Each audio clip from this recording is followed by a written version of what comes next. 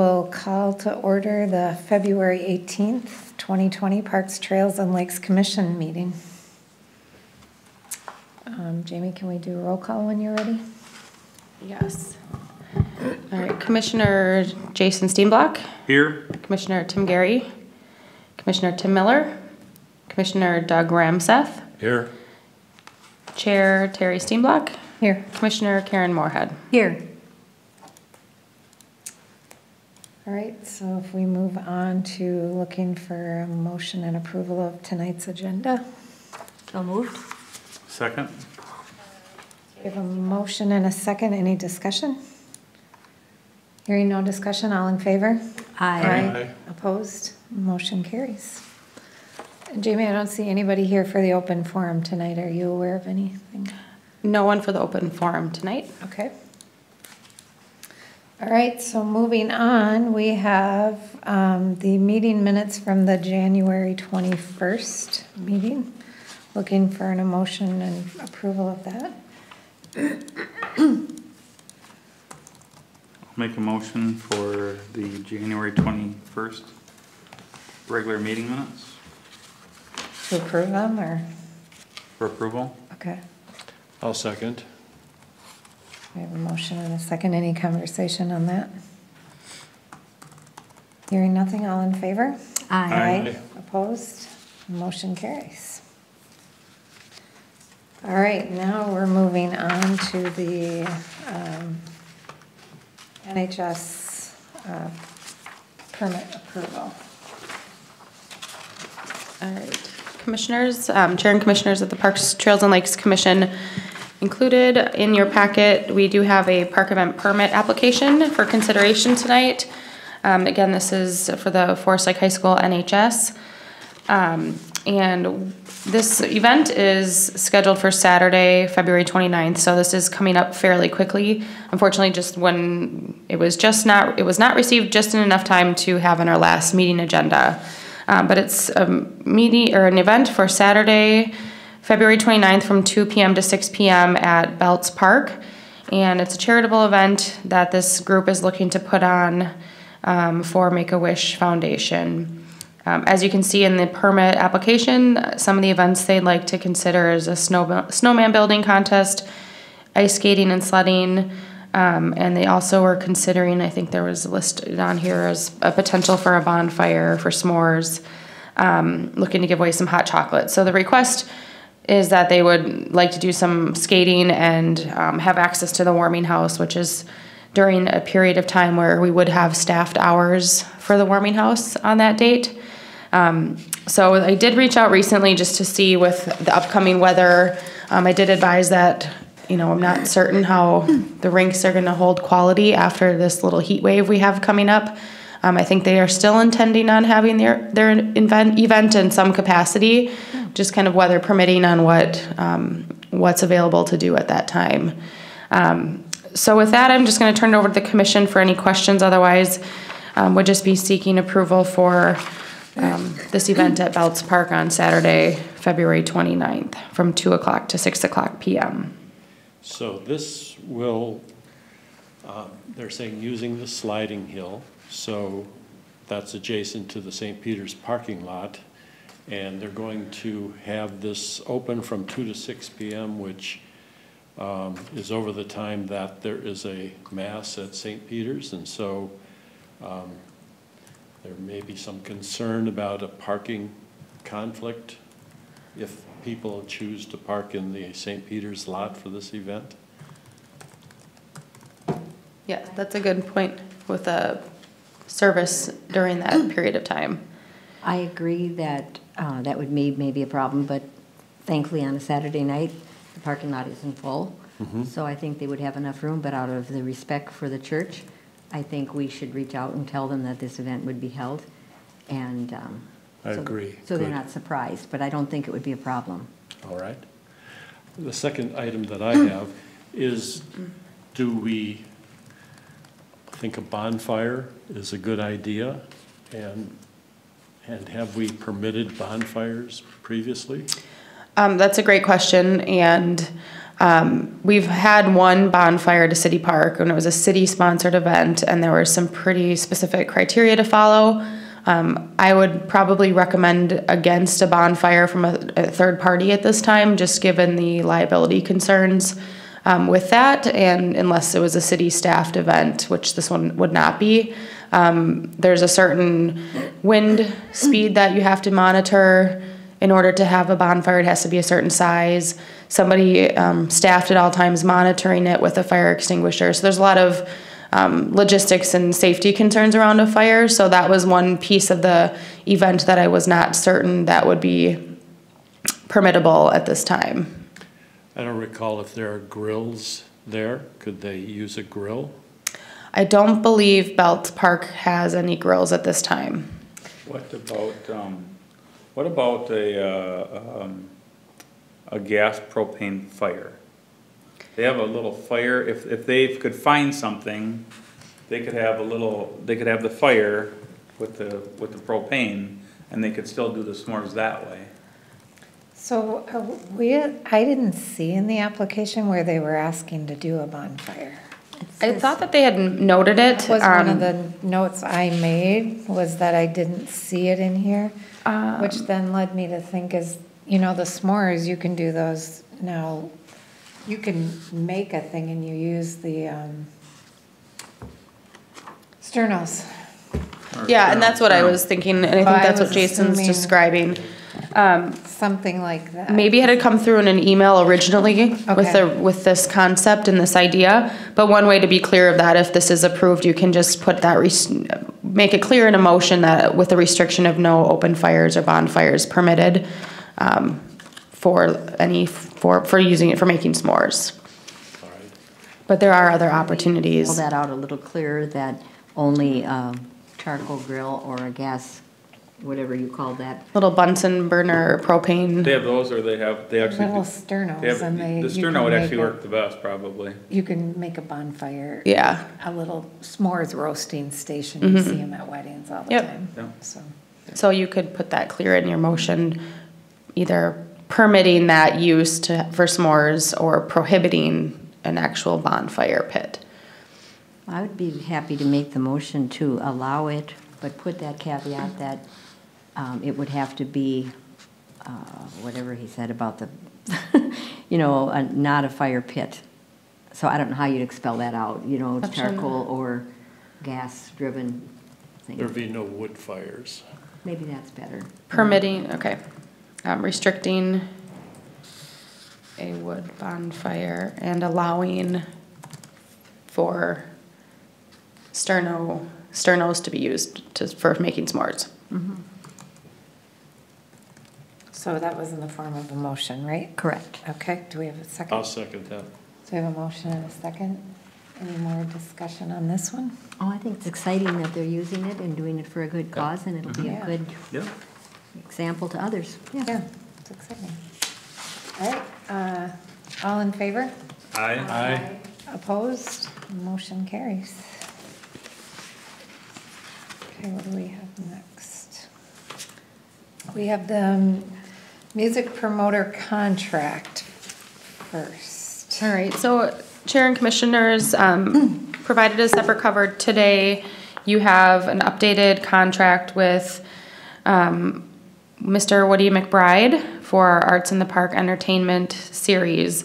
A lot of this is very familiar to you, so I don't want you to be overwhelmed that at the fact that it's multiple pages. I'm going to just talk through the changes we made as a result of our meeting with feedback on the insurance requirements, cancellation policy, and breach of contract, and just how those three things were updated in this new version. I just felt that given the changes that were requested by the commission, it was of enough value to bring it back for one final approval because it changed enough. So I'm just gonna, give me one moment here and I will walk you through these changes really quickly and then we'll go from there.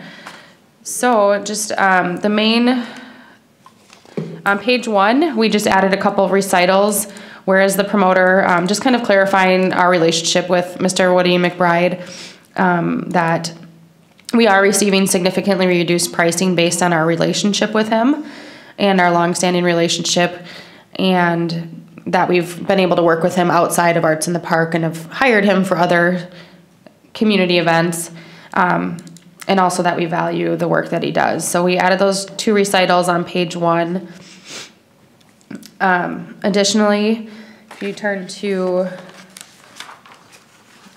just one second here. So those were added on page 1. We just changed a few dates to reflect our new timeline. So if you go to page 3, letter J, we put the promoter shall be present at Lakeside Memorial Park from 4 p.m. to 9 p.m. on all dates listed in section 2A. And then we added, unless a performance is canceled by the city due to inclement weather. And during all these times, all these 1 through 6 must be completed. And then one of the big changes is number 3, compensation. So just in order to better facilitate kind of a breach of contract and how we can track what would be the result of a breach of contract, so maybe it's not payment for not attending, we kind of broke down the work into a couple buckets. So we added letter A, which is consultation, event, series, coordination, talent acquisition. So for all of that work, the work we're doing with him now and setting the schedules, collecting all the paperwork from the bands, using his experience with talent acquisition and purchasing power that he can leverage, that just kind of sums up to about an $800 value. So we agree to make 1 installment at the time this contract is executed. And I think we just had to settle on if we wanted to pay him at the time of the contract or on June 2nd. So we can figure out if we want to do number 1 or 2. It doesn't matter to myself. I think we'd probably want to pay him at the time of a contract just because he has been doing some of this work up front. And then the second, letter B, is sound and production, stage management, host and MC services. So really this is all of the on-site every Tuesday. And so we updated it so that we'll pay $200 per week. So every Tuesday that he's there, we'll bring a check for $200, so that total amount equals no more than $2,400. Basically, we're going to bring that on a weekly basis. And we put in here that the city agrees to pay the performer for up to 2 canceled events during the term of the agreement. So, he is committing to schedule for the whole season, and if we have 2 rain delays or cancellations, we would still agree to pay him that $200 weekly fee for up to 2 times. Any time beyond that then he would not be paid. So if we had 3 rainouts, he would not be paid that third $200 stipend. And that was something that, I thought was fair, given that he is still blocking that time, still working with me leading up to a canceled event, on coordinating with the band and what have you. On average, we've seen 1 to 3 cancellations in a summer. So it's pretty, we don't expect there to be much more beyond that. So that was language we did change to kind of help navigate and make it a little more clear on that cancellation policy and what that would entail. And then lastly, just going to page number 5 at the bottom, kind of trickles onto page 6. There's the breach of contract language. So that was newly added. Failure of promoter to comply with any terms and conditions of this agreement shall constitute an event of default, which shall constitute a breach of contract. The city may terminate this agreement immediately upon the occurrence of an event of default by serving notice of the event of default and notice of termination to promoter at the address the city has on file. So really, at any time, if there's a breach of contract, we're immediately subject to terminating the rest of our contract with promoter.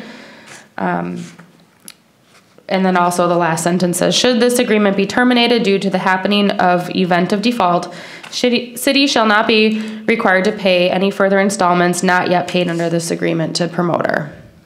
So that covers the breach of contract of what would happen if there is non-compliance with this agreement. We didn't make any language changes regarding insurance requirements. I did receive confirmation from promoter that he would have the required insurance to the city prior to June 2nd. So with that, that's the changes we've made to the agreement, and at this time, I'm happy to answer any questions. Otherwise, tonight we are looking for an approval to recommend to City Council approval of this contract with Mr. Woody McBride. Chairman, I just have one question. On the number 3 on page 4, Okay. is there any money increased with this contract from the last contract, or is that pretty? It was, I think like $4. I mean, he had originally had set like $333 per Tuesday, but when we broke it down into, for the 2 different buckets of his service, I think our total contractual amount is, instead of $3,996, I think it's an even $4,000. Okay. So, No problem. a little easier to understand that way. Sure. I don't see any reason other than that. I mean, I don't see any reason not to approve it, so. No. Move approval? Yeah, I like the changes that you made, thank you. I'll second the approval. So we have a motion and a motion to approve the entertainment promoter contract as is, and a second. Any further discussion? I think it makes sense to pay him on the first, when the contract is signed. Yeah, That makes sense. Okay, thank you. we can add that into the motion With if it needs payment? to be. Okay, Sorry, I so missed that one. a motion to approve the Arts in the Park entertainment promoter contract with payment at the time of contract signature, is that what you were saying? or- Yes. Okay. That's it. There was no discussion, right?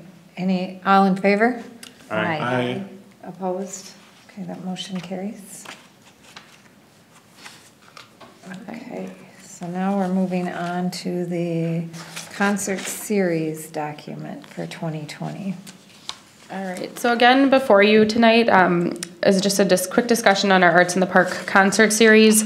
At our meeting in January, we looked at a very preliminary recommendation from Mr. McBride on what recommendations he initially brought forward, and from there we did receive some commission feedback in alignment with maybe a few more groups that would have a stronger following, more tribute bands, things that might be a little more appeasing to the community, and also reconsidering the Church of Cash, even though we've had them present in the past.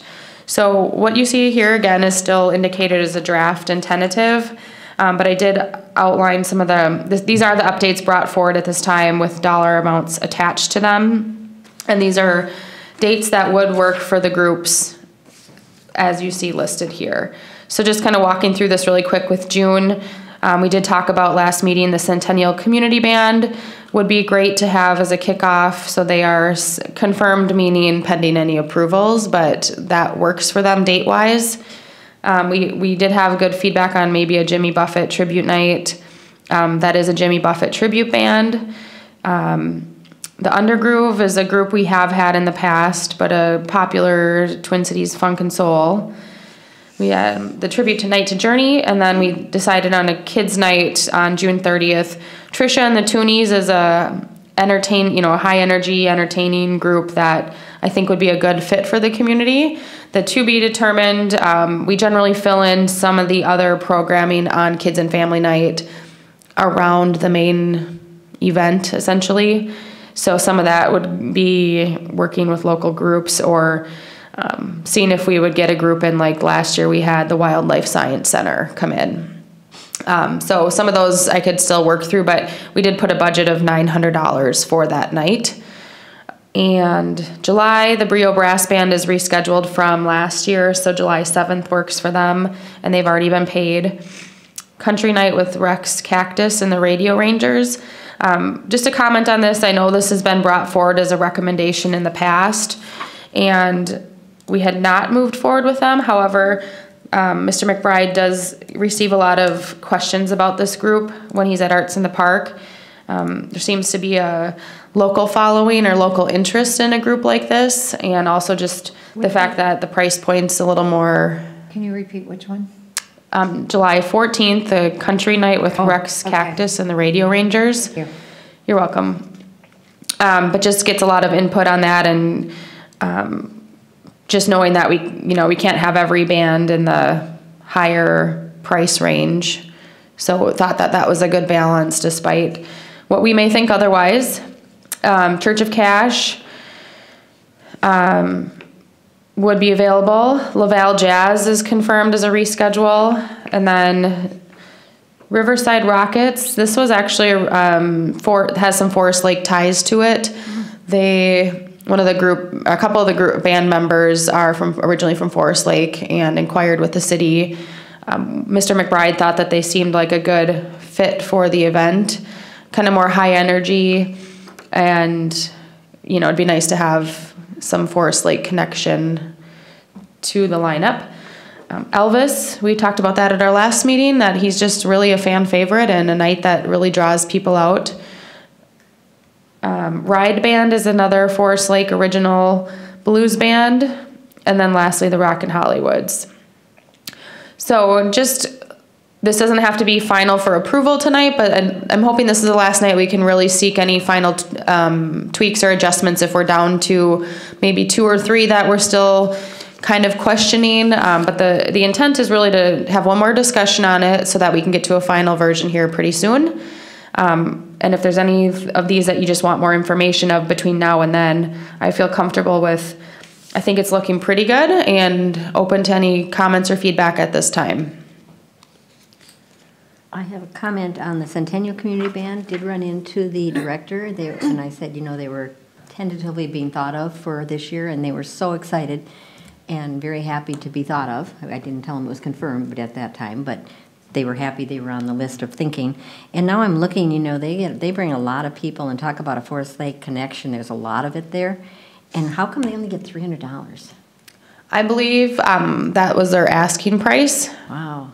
So, I mean, that's a lot of people that take time to come out and be in the band, and they're a terrific draw. But too late now, but I think for maybe another year, because they're confirmed already, so they must have already said that was okay with them. yeah, and I think just generally with working with Mr. McBride, he reaches out to the bands and, what's your rate for a Tuesday night for 2 hours, and make sure that date works for them. So, I'm happy to circle back and just see if that's what they said, what was their asking price, or that part of it, I guess. Well, if they did ask more and he, had him come down, then I would be kind of upset, because there isn't even anybody close to that with the rest of the schedule.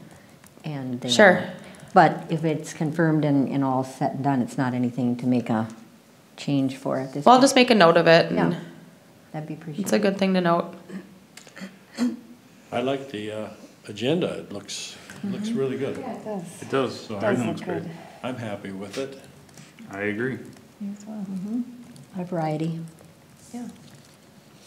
So you'll be looking for a vote at a future meeting to finalize the schedule?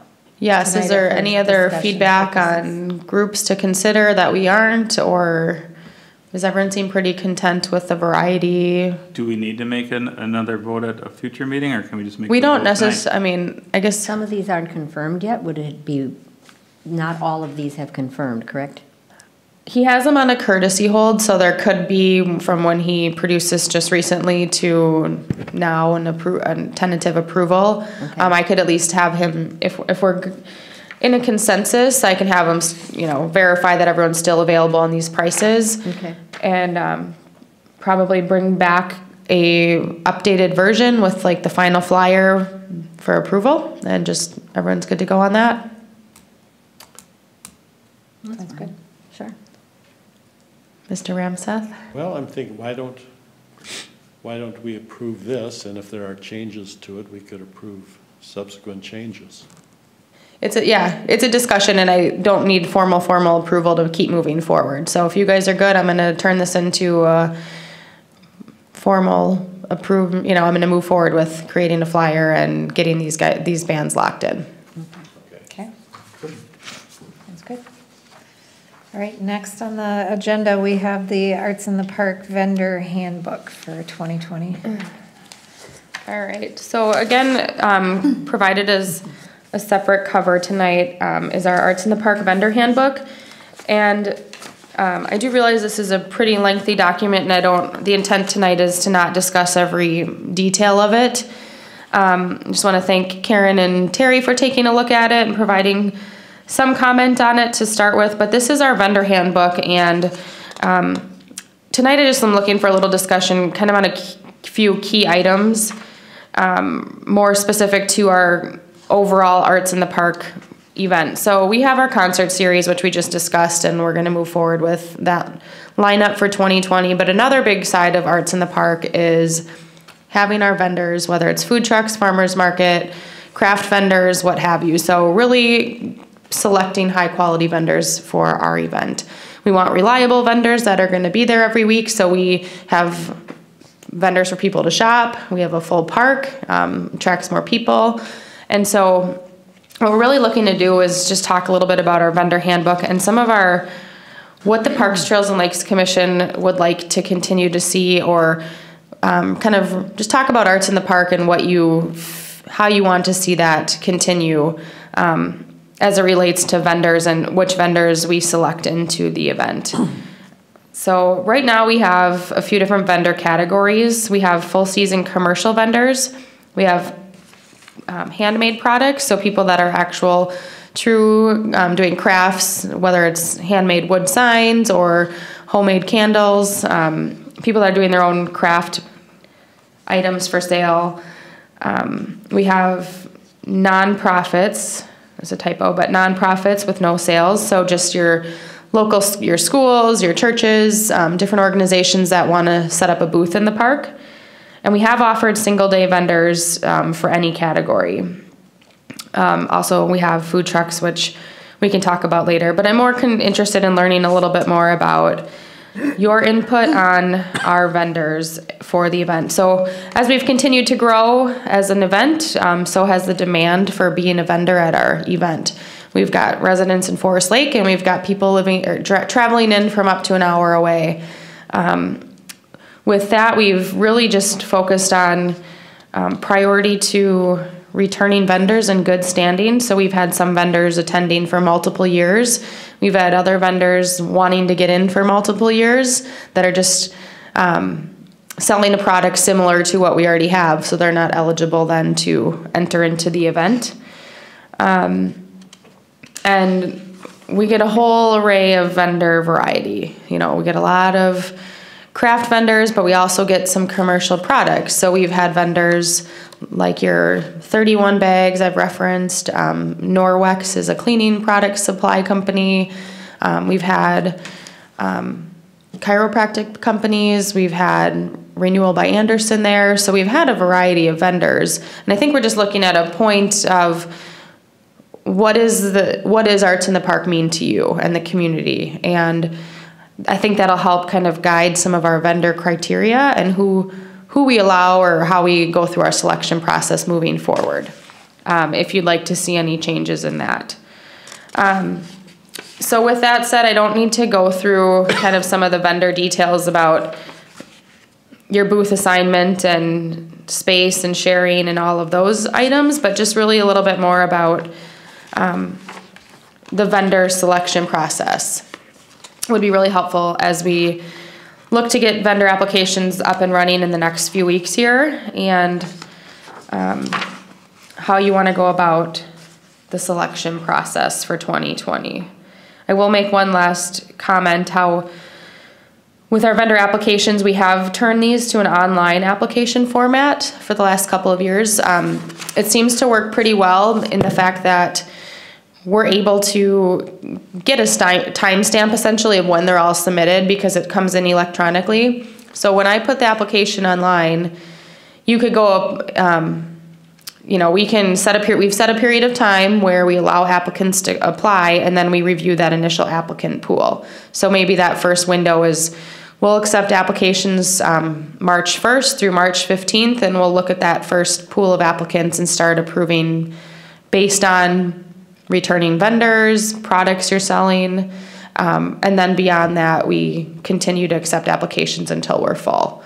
So just looking for a little, input from you if there's anything that you would like to see as I think we're going to have quite a few vendor applications come in, so how you want to go about the selection process and if you guys have any input on that. With that, I'll just turn it over and just see if there's any comments or questions on our vendors for Arts in the Park, which play a really big role of the success of our event. Does a vendor get a specific sized space?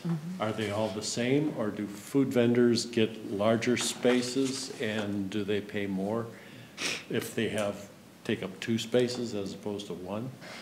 Great question. All of the vendors within the park, so the nonprofits, anyone selling product, they get a 12 by 12 space, essentially so that they can set up a 10 by 10 tent and have a little wiggle room. So food trucks do, just by nature, get a little bit more space to fit a larger vehicle or whatnot, and their fee is more for that. A food truck fee, I believe, is $200 for the season, and somebody in the park having a 12 by 12 space is $90 if you're a commercial product, and it's $65 if you're doing arts and crafts. That was worded wrong, not arts and crafts, but a homemade product. Should you list food vendors here, as they're not listed under the list of vendors? Yes, we should list them, and I think that's, yes. Okay. Mr. Chairman? I also didn't see anything in here, thankfully, as much as I love politics, that we have politicians able to set up a booth. And did I miss it, or isn't it in here, or should we put it in here? There was such a large disagreement on that at one point in my life. I don't want to ever live through that again. And the person wouldn't leave no matter what the park coordinator person said. So Let's add something, just to be clear, if that's at that not time, an eligible vendor. At that time, what they were said is, if you're running for something or whatever, you can walk around and hand things to people, but you could not have a space. And this particular person even collected money there for their campaign.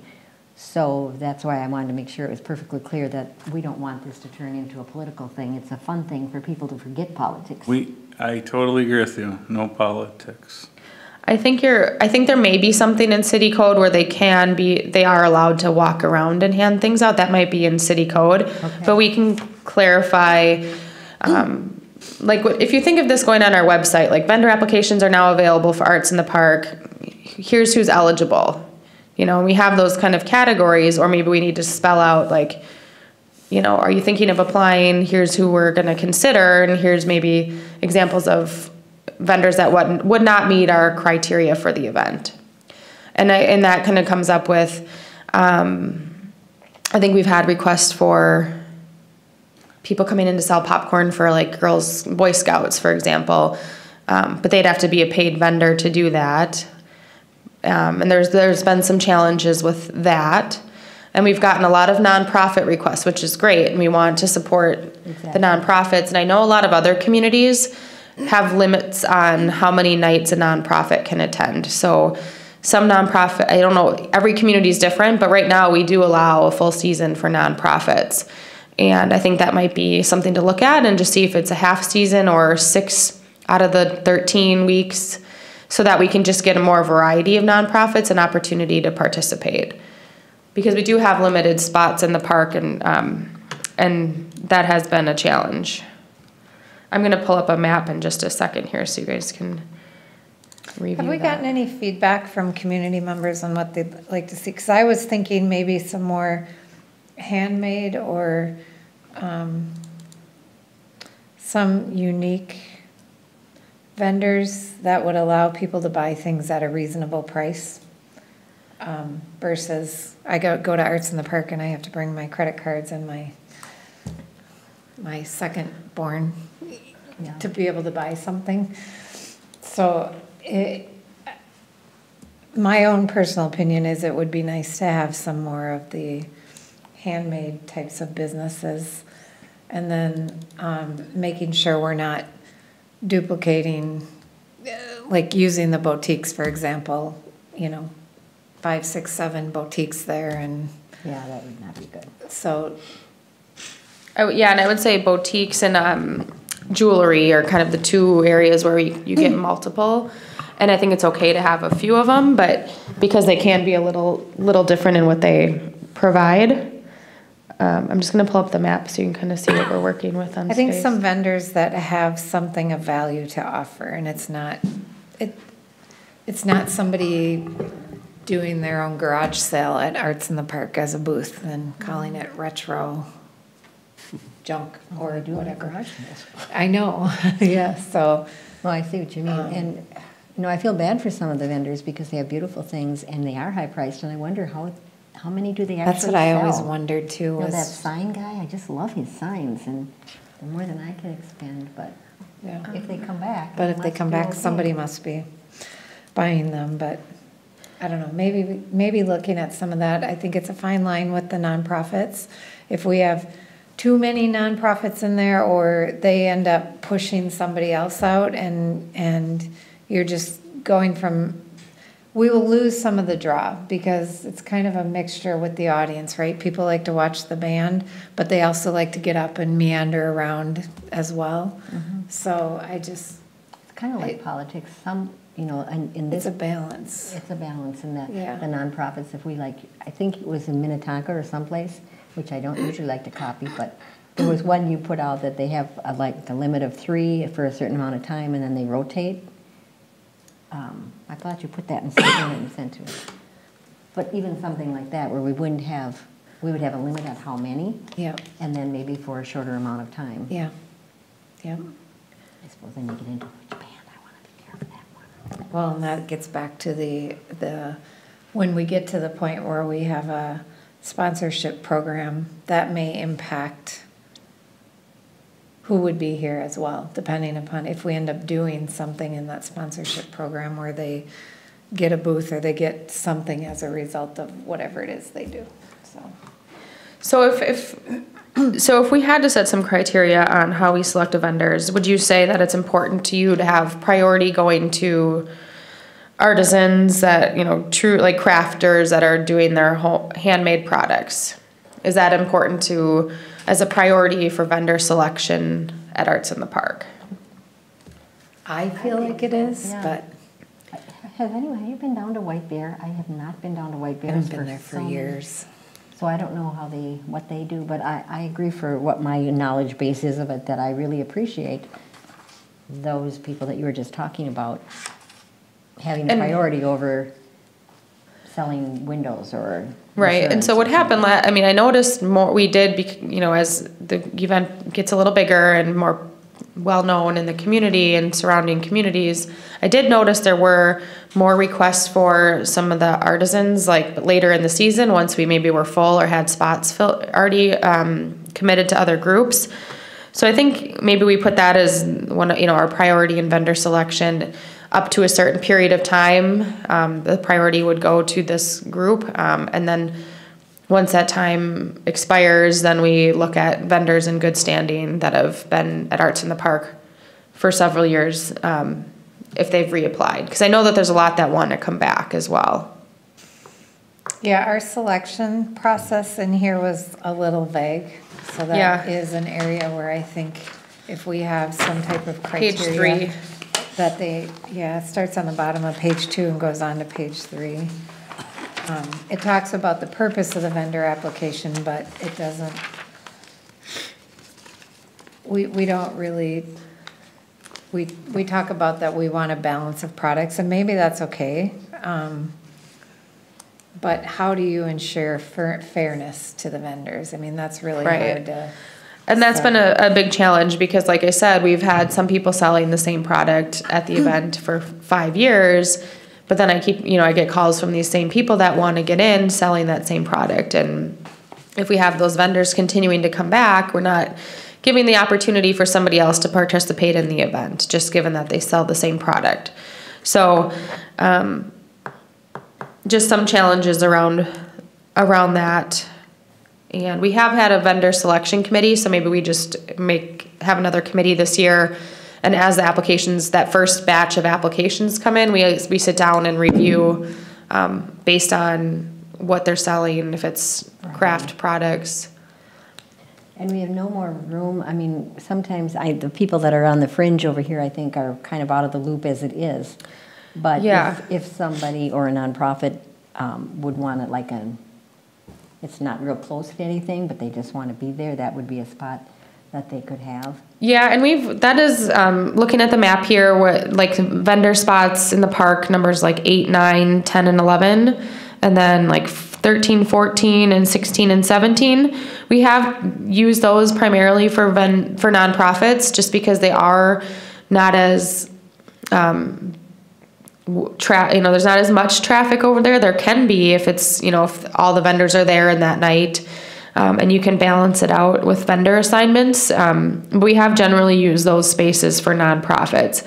The rest of the park does get pretty full with other vendors. So the red on the left over there, those spots is where we've converted to the farmers market. So we've generally in the parking lot have had some of the produce vendors, and then directly across for them would be other farmers market like vendors. So honey, goat soap, coffee, things that you'd see at a farmer's market is all in that red portion there. And then the food trucks are in the parking lot, the other portion of the parking lot. So is there for the food truck vendors, are we cutting that size down for the food truck vendors then? I think last year we had I believe we had 5 or 6 food trucks and barely got them in, but that worked. And so we're kind of at capacity of around 5 to 6 food trucks for Arts in the Park, and I think that was a pretty good balance. We are at a point, depending on how this year goes and potential future growth of the event, may need to really rethink a bigger restructure of how do we use more of the parking lot, where could people park otherwise. So we are kind of on the brink of those discussions for the future. So I think when you look at selection criteria as well, I don't know how closely we look at this, but I know we say that they need to be in compliance with the laws that in relation to the products that they're selling. That to me, compliance not only includes having the appropriate licensing and permitting, but also being in compliance with other laws. So for example, if we had a food truck that was there that wasn't in compliance with the tax laws, for example, they had a sales tax revocation or a liquor posting or something, they shouldn't be allowed. So I think it's really important to make sure we're making it clear to them that they have to be in compliance with all the laws that they're required to adhere to. Okay. And we should be checking that because we should be supporting that. All right. Would it be possible, can I just throw this out here? Mm-hmm. Would it be possible just I think we've had some luck, and I'm a fan of getting community feedback anyhow, whether we can use it all or not. But could we post something and just say, what types of vendors would you like to see at Arts in the Park? Yeah, I think that would be... Just to get some feedback, and we can do what we've done with other things that, it doesn't guarantee that we're going to be able to have these vendors there, but as the application process starts, we'd like to take your feedback into consideration. Yeah, I will do a post on the city's Facebook page for that. I think that's a good one from the city government side to collect some feedback. And then when you do that, can I cut and paste it and put it onto Forest Lake Happenings? Yeah, and you can even just share it. You can share that one to that page, and then the Nextdoor app would be great if you want to put that on there. Maybe that'll guide our decision-making process a little better. That's important to take into consideration, but. One of the questions on there is how often have you attended? Yeah. So that you don't have somebody out of the blue. Yep. That'd be good. I think it's good feedback to have. No, I agree. And I love nonprofits because in this community, they have given back so much to our community and our schools and our churches and whatever. And so, I would be sensitive to not having any, but certainly putting them all in a group like that, and maybe having them not maybe sell something right there. I know there was one that was having children's activities with it, and so that added to it. So maybe just doing something like that, but we don't want to discourage. No, absolutely. I agree. Definitely not. I'll look back and see, I'll compile a list of the nonprofits that have applied in the past to see what kind of quantity that was at. And then we can determine if they can still apply for a full season or a half season, kind of utilizing some of those spaces we talked about. And we could even consider like maybe one night to invite, maybe people have to register, but maybe one night where it's like nonprofit night. We kind of utilize just some of the miscellaneous space in the park that maybe are not vendor booths, but That's a good idea. something like that to make sure that we can have their presence there. So, And again, if we are going to allow, if we think it's gonna happen this year, that we're gonna have some type of sponsorship program, then we need to make sure we leave space for that as well. If one of the sponsorships is a boother or whatever it is, so. yeah, so if you can kind of see on see number 44 listed kind of right at the entrance of the park. Right next to that, kind of where you see this bush, well, there's not a bush there really anymore. This is a really nice premier spot that I don't assign any vendors to, but I've kept that open for situations like that if we have a vendor night. But yes, that is good to note to make sure that we keep premier vendor booth locations available for sponsors. Okay. But would that one work for, if we do the sponsorship, would that one work for the Rockin' Hollywood night? Yeah, and I would probably keep 44 open as well, so it's pretty much that whole entryway is a really good spot. You get a lot of people passing through there. So that's where our line goes for our corn feed. We could, yeah, I think last Change that year or something? we could make some adjustments to that if needed. But good to keep in mind. Any other comments or suggestions on this? Have we had concerns about any of the food vendors expressed, like waiting times to get the food? Last year I didn't think it was too terrible. I mean, on the nights where you have 1,000 people, some food trucks, depending on what they're selling, can, get the food out a little quicker than others. No, not major complaints on it, but it is something that we should be thinking of as we're selecting food trucks and questions we should be asking, because you don't want to wait 20 minutes for food when you're there to see the entertainment. So it is a challenge, but I didn't hear many comments or complaints about it. I think people realize you're at an event and there's a lot of people here. You might have to wait 15 minutes to get some food on the busiest of nights. So we did hear some feedback. I think I stumbled into some feedback a few different good. ways. Responding to people who had feedback on the bands, I would invite them to send feedback and they would private message me. We did have some feedback on the portions in alignment with the pricing on one particular vendor. And then I would say a food quality issue with another one. I just think it's just like the rest of this, the food vendors are an opportunity as well to look at. People wanted some diversity in foods available, so it's just an opportunity, I think, to look at it. But yeah, I think that's important to make note of and a good point to bring up, because it's a service, that you want to have.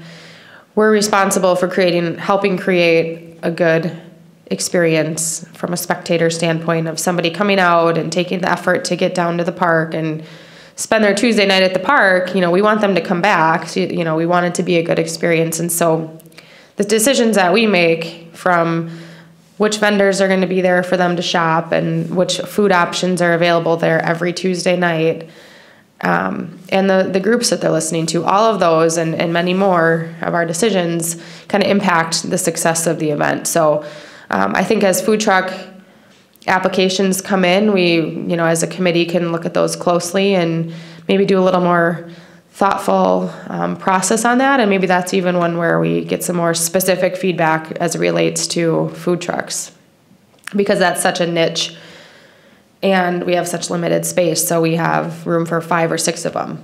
So I think you kind of have to be strategic in what you're offering. You know, you can't have 3 pizza food trucks, for example.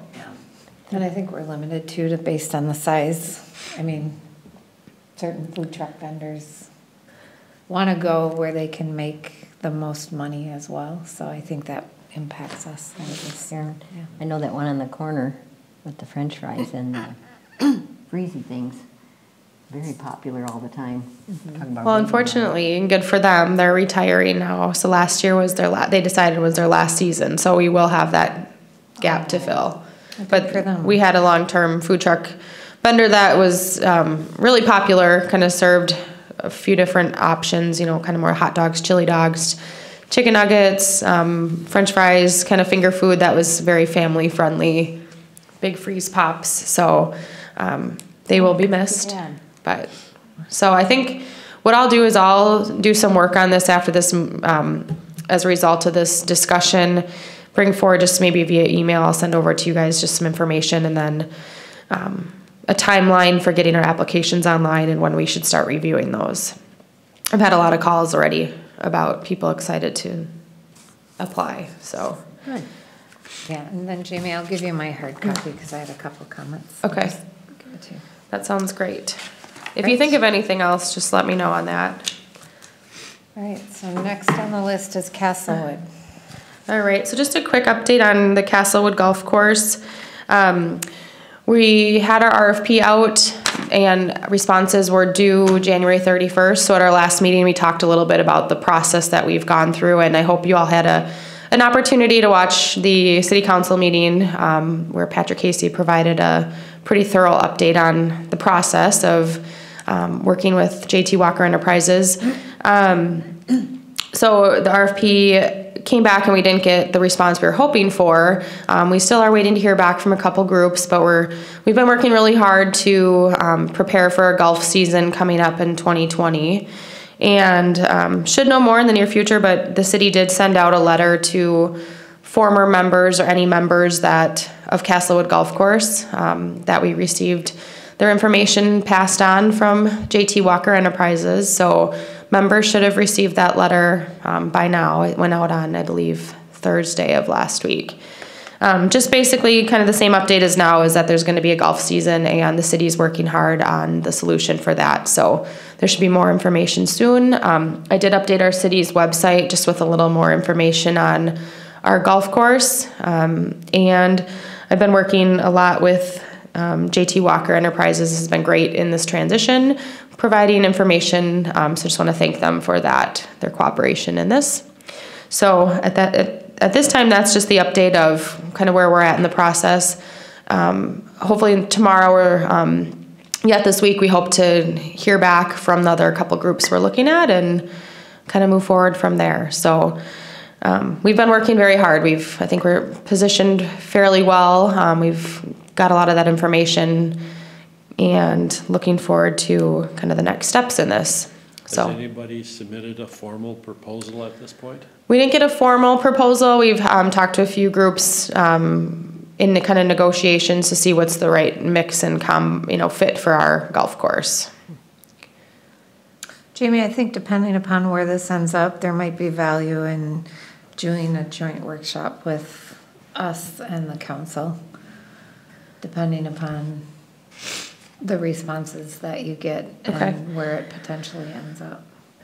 So that we're not going back and forth or, we get into that scenario where we're recommending one thing and the council has another idea. We can all get into a room together and kind of flesh it out. This to me seems like a good opportunity for a joint workshop, depending upon what happens. For a workshop. Yeah, so. Okay, well, if you have any other questions, that's a good point. I'll make note of that and keep you informed as we work through these next couple days here and keep you guys informed on our next steps. And you sent out the one letter to those that were members, I saw that. And then I assume we'll have we have a plan with some type of communication strategy as things evolve so that we keep people up to speed. Yep, there will be. Okay. Yep. And I think right now the best means for that is just through our social media. We can put an update on Facebook or adding more information to the city's website as we have that. And I think right now I have my contact information. So if anyone has any questions in the interim, just give me a call.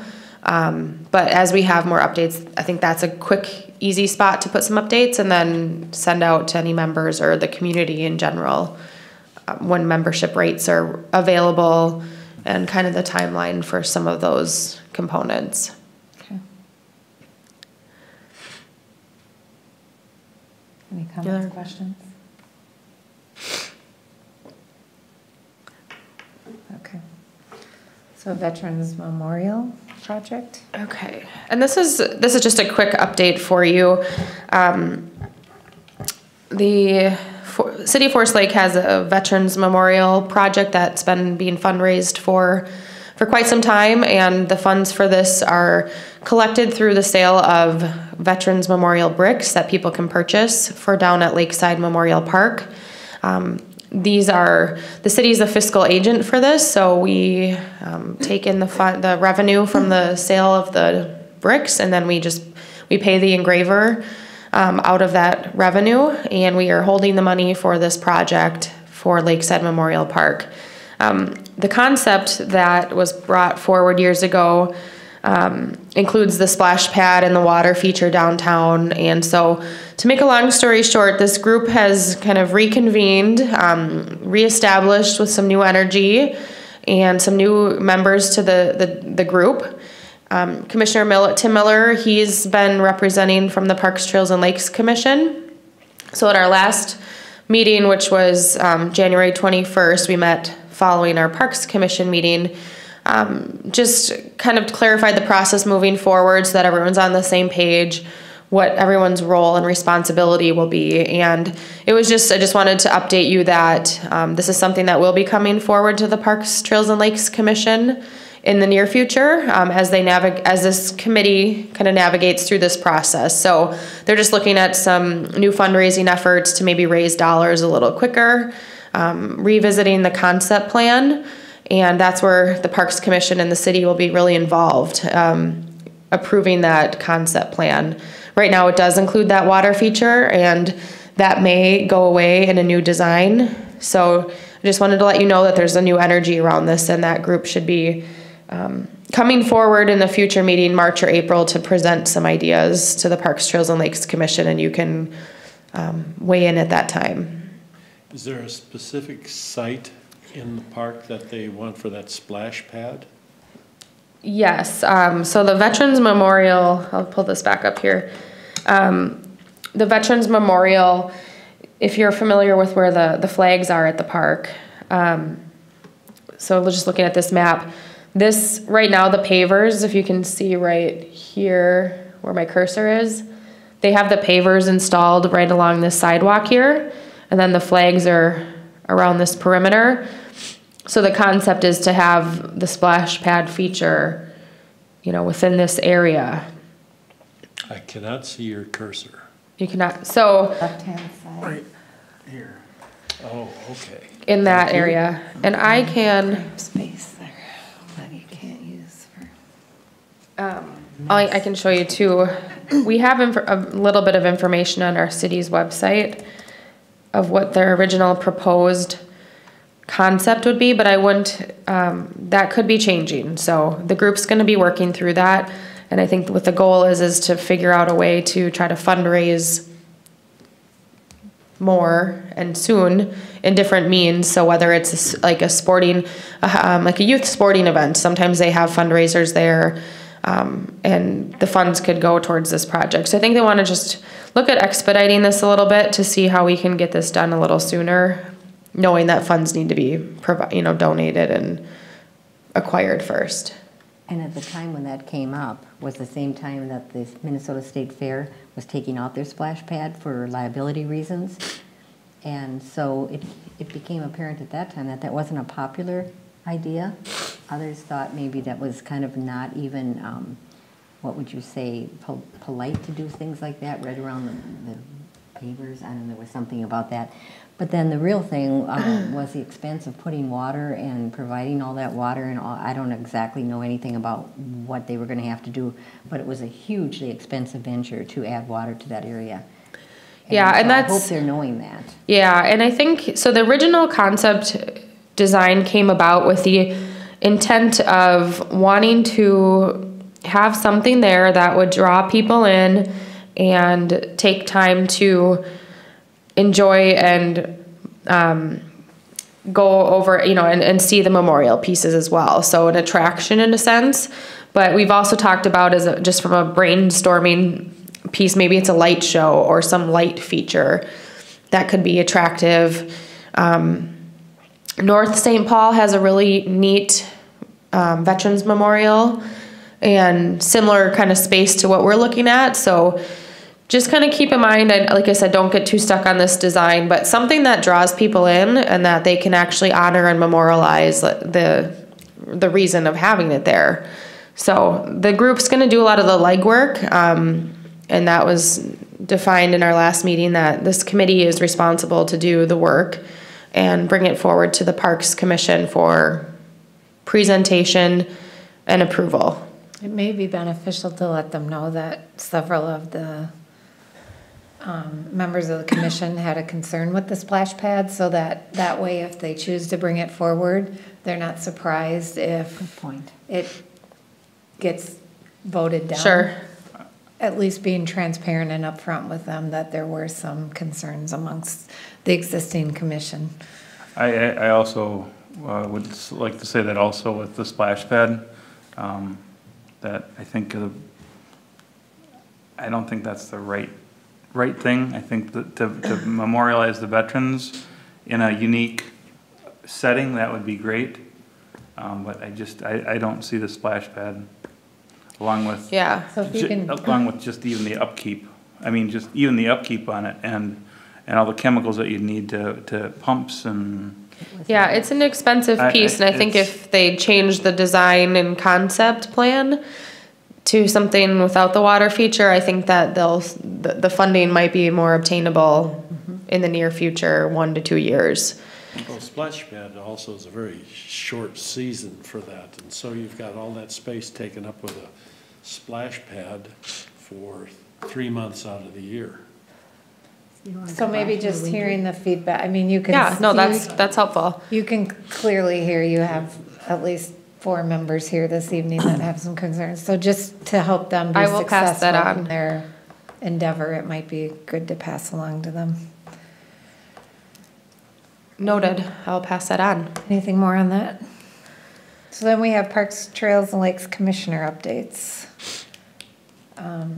So just a couple quick updates. Obviously, we talked about the medallion hunt last time, postponing that. I think other work has taken priority, and it's just, so for this year, I don't think the medallion hunt is going to happen because it's going to be balmy and 80 in about 2 weeks. At least where I am, it is. Easter egg hunt's going to be on So- again? Balmy and 80? So just wanted to throw that out there, but not that we're losing sight of it. I think we are gonna circle back and look at that winter activity, which we said we would do last time. We did have